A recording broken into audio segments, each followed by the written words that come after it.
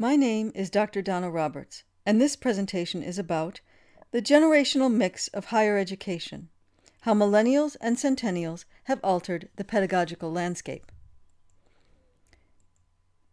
A new generation of students is arriving in the halls, both brick and mortar and virtual, of higher education. On the heels of their predecessors, the Millennials, who altered the landscape of traditional teaching methods and assessment measures, come the Centennials, who promise to shake things up in their own unique way. The nomenclature used to label the generations is not standardized, and researchers also disagree somewhat on the exact delineations in the span of years that should be encompassed within any one generation. However, in general, Millennials, also called Gen Y, represent the generation born from approximately 1975 to 1995. Some say 1980 to 2000. This means that as a group, they would have started entering college around the mid-90s and currently make up a large portion of the student body in universities. Centennials, or Gen Z, represent the generation born approximately from 1995 to 2015, and they started entering college the last couple of years. As a group, Millennials challenged and continue to challenge many of the foundational practices of higher education. They transformed education into an entity akin to a consumer product and demanded that the system respond to them as they expressed their expectations about choosing what, where, and how they learn. The Centennials promise to pose new challenges. As the first full generation of true digital natives, they think about and process information differently, and thus require a media-rich learning environment to hold their attention. Collectively, these generations define success differently and question the accuracy and authenticity of authority. They are savvy, demanding, and have high expectations. In the words of Mark Prensky, today's students are no longer the people our educational system was designed to teach. Their unique characteristics, diversity, and expectations for the learning environment are transforming the college classroom and challenging faculty to examine traditional pedagogy as well as the learning environments offered to students. This generational mix of contemporary students pose both challenges and opportunities for the modern educator to instill within them the knowledge and skills they need to navigate the future they face. To do so, educators must ground these new generations in the solid foundations that are still relevant, while not being stuck in dated traditions that no longer serve the modern world. This presentation discusses the many ways in which these new generations of learners have altered the landscape and challenged traditional pedagogy to meet them where they are. A disclaimer before we begin to discuss the generations in detail. By the very nature of the topic, talking about generations inherently involves broad generalizations. Blanket statements about an entire generation always apply to only a portion of its members. The specifics discussed will not necessarily apply to each and every individual in the cohort, but they do represent what the literature tells us about the group characteristics as a whole. The Millennials' combined family and early school experience, along with their heavy mass media exposure, has been attributed to making them self-confident, extremely social, technologically sophisticated, action-bent, goal-oriented, service and civic-minded, and accustomed to functioning as part of a team. It has also been blamed for making them impatient, demanding, stressed out, sheltered, brand-oriented, materialistic, and self-centered. Unlike many previous generations who actively assert their independence, Millennials stay close to their parents through college and often beyond, and turn to their parents for help when organizations don't meet their needs. These parents have been labeled helicopter parents for hovering over their grown children to ensure their well-being and competitive advantage in life, particularly at educational institutions. They've also been called snowplow parents for clearing the way for their children. The millennials are used to hovering parents, keeping tabs on their every move, and they count on them to intervene and manage their situations. Many baby boomer parents allowed their children to have input into family decisions, educational options, and discipline issues. Thus, the millennial children feel they have the right to negotiate with anyone, including parents, teachers, and school administrators, and they do challenge anyone at any time. To traditional authority figures, this feels disrespectful, insubordinate, and non-compliant. As one sociology instructor put it, more and more students challenge me and the material. They either see it as opinion and nothing else, or they see it as propaganda. Linda B. Nelson sums it up in this way in her book, Teaching at Its Best, a research-based resource for college instructors. For college faculty, this generation can be challenging to deal with. Millennials view higher education as an expensive but economically necessary consumer good, not a privilege to be earned by hard work and outstanding performance. They or their parents purchase it for the instrumental purpose of opening well-paying occupational doors on graduation, so they feel entitled to their degree for the cost of the credits. In terms of traditional pedagogy, the faculty may be accustomed to primarily lecture classes where information is dispensed from the sage on the stage, reading assignments in physical books with typically one textbook to cover the course material, pen and paper note-taking, working individually rather than in groups, quiet study or work time, face-to-face interaction with others, acceptance of professional authority, limited access to faculty, and the expectation that decisions will be accepted without challenge. Based on their experiences, millennials have different perspectives, and they tend to have a lot of expectations. They are consumer-oriented. They have the assumption that institutions and authority may be corrupt and untrustworthy. They have a multitasking orientation that consists of doing several things at once, learning from several different sources, and using multiple technologies. They have a pragmatic approach to problem solving and need to see the purpose and the end game in all their tasks and assignments. They often question the veracity of information. They have an entertainment orientation and an expectation of instant gratification. And again, related to their customer service expectations, they expect 24/7 access and individual attention. Millennials expect that everything is negotiable, that they will be allowed continuous trial and error until they achieve the desired outcome, and that they will have a voice in every decision that affects them. They expect and need praise along with clear, detailed, and frequent feedback like they got from their parents, and they will take silence to be a lack of approval.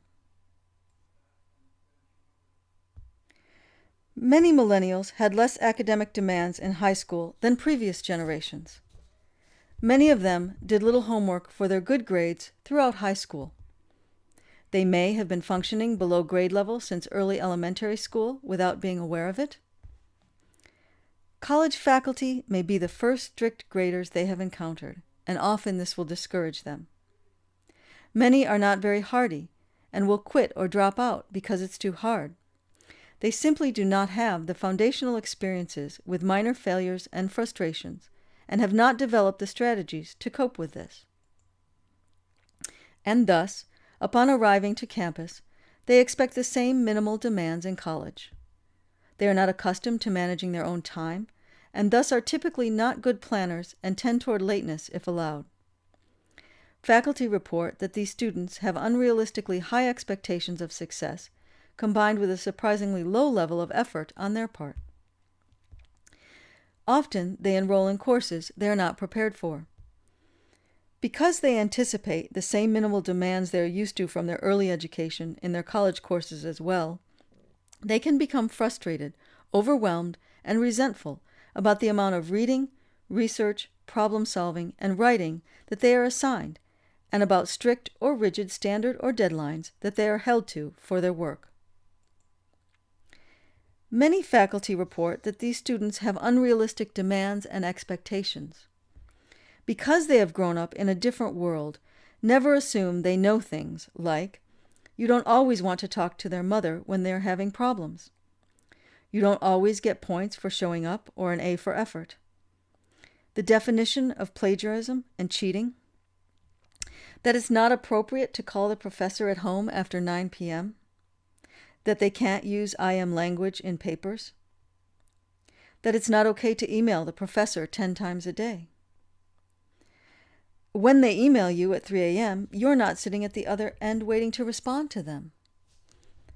And that most offices close at 5 p.m. The traditional faculty milestones of rank or position, tenure, and education level do not necessarily inspire a great deal of their respect. To them, universities and faculty render customer service, a functional means to an end. So abstraction, intellectual discourse, or knowledge just for knowledge's sake is not attractive to them, not just what they are looking for, and not what they feel they have paid for. Therefore, if they are dissatisfied with our services, usually workload, grades, or our responsiveness to their desires, they complain to our bosses, often involving their parents to bolster their power. They sense they have the upper hand, that instructors are subject to being disciplined or even fired at administrative will, and that institutions want to retain students and keep them happy. In this quasi-corporate model, the customer is always right, whether or not that is the reality. So millennials can be demanding, discourteous, impatient, time-consuming, and energy-sapping. Despite the difficulties millennials may present, this generation can be reached and mentored if we make a few adjustments. After all, they have career goals, positive attitudes, technological savvy, and collaborative inclinations.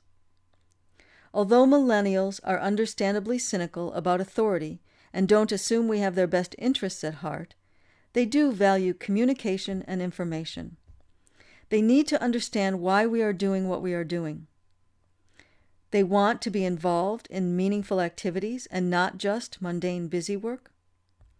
So they respond well when we explain the objectives of classroom activities and projects and why we use the teaching and assessment methods we do.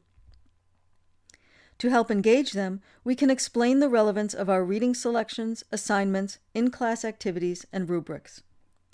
As experts in a field of study, we should have solid research-based pedagogical reasons for our choices. Sharing these reasons helps break down their resistance and dissatisfaction. They anticipate clear expectations, explicit syllabi, and well-structured assignments. They expect detailed instructions and guidelines for completing assignments. They have come from K-12 systems where students are actively involved in learning and classroom activities change often. Teachers are helpers and facilitators of learning, meeting their individual needs. They want to have input into their own educational processes. On the human side, millennials also want to know that we care about them. Remember that they are still very attached to their helicopter parents and are accustomed to high levels of involvement and near constant interaction. So they want and expect faculty to relate to them on a personal level as well. They expect faculty to show that they care about their learning and well-being by calling them by name, asking them about aspects of their lives, promising we will do whatever it takes to help them learn, stating how much we want them to be successful, and voicing our high expectations of them. These interactions will go very far in earning their loyalty and trust. The newest generation in our university classrooms is Generation Z, also known as the Centennials. Gen Z is significantly different than previous generations, and these students will bring both challenges and opportunities for the future of higher education. They represent a cohort that doesn't remember a world without smartphones, social media, and instantly available information. Labels such as all technology all the time and born digital have been used to describe this group. They were raised in a school system that focuses on mainstreaming and classroom diversity, as well as the ubiquitous inclusion of technology. They also make no distinction between devices or online territories. For Gen Z, learning is one continuous, multifaceted, completely integrated experience, connecting social, academic, and professional interests. Technology has been integrated into their classrooms since the early grades. As one mother describes in a Time magazine article, "My son is 7 years old and attends a public school in Oak Park, Illinois, just outside Chicago. He reads ahead of most of his classmates, so he accesses a specialized online curriculum instead of the standard printed book. He uses a mobile device to compete in math games with kids all over the world. Much of his homework involves picking a subject he's interested in, investigating it on his own, and then reporting back in a classroom discussion." That's a very different approach to education than previous generations, and a continuation of this is what Centennials will expect from their college experience. They don't want to influence their education, they want to co-create it. Zs feel comfortable in front of a screen. A majority said they preferred digital format when reading, studying, taking notes, and doing problem sets. That preference for digital was most emphatic when it came to doing research, with 92% saying they preferred working on a screen. 41% spend greater than 3 hours per day on their computers in non-schoolwork related activities, compared to 22% a decade ago. Centennials are independent, self-reliant, and not as dominated by helicopter parents as the Millennials. They have an 8-second attention span, down from 12 seconds in 2000 for Generation Y. As UCLA student Hannah Payne told the New York Times, Generation Z takes in information instantaneously and loses interest just as fast. Social media has become a primary source for their educational research. To capitalize on Gen Z's ability to self-educate and co-create content, traditional learning materials need to be supplemented and enhanced with digital opportunities. Whether we are comfortable with it or not, whether we agree with it or not, the student body of higher education today is vastly different than that of the past, and they are demanding change in the way that we teach them and help them reach their goals. We must find ways to meet them where they are so that we can help them to adequately prepare for the future, a future with challenges and opportunities that we cannot yet even imagine. As Franklin D. Roosevelt once said, "There is a mysterious cycle in human events. To some generations, much is given. Of other generations, much is expected. This generation of Americans has a rendezvous with destiny." While this was intended for a previous generation, it certainly seems apt to describe the generations of young students we are educating today.